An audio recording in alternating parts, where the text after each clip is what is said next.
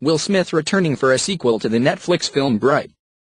Just weeks after the release of their most expensive original film to date, Netflix has already greenlit a sequel.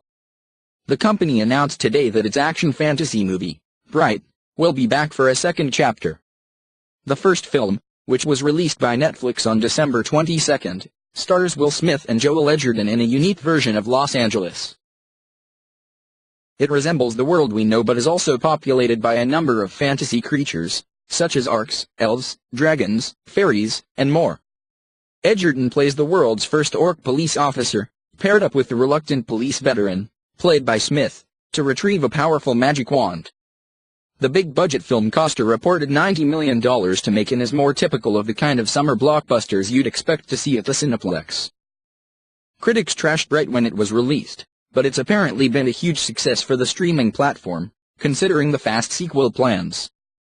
Netflix is notoriously secretive about its viewership figures but says Bright was the most viewed film in its first week that they've ever released.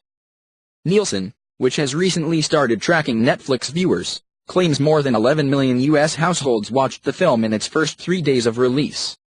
Smith and Edgerton are expected to return for the sequel, with director David Ayer returning to both write and direct the follow-up. The sequel announcement was made on Twitter with a tongue-in-cheek video poking fun at various criticisms the film has received. One of the orc characters in the video says Bright reminds him of the 1988 film Alien Nation and also references the role-playing game, Shadowrun, which takes place in a similar setting. The video also teases possible titles for the sequel, including Brighter, Bad Boys in Mordor, Orcs Gone Wild, The Last Inferno, Wand Wars, or simply Bright 2.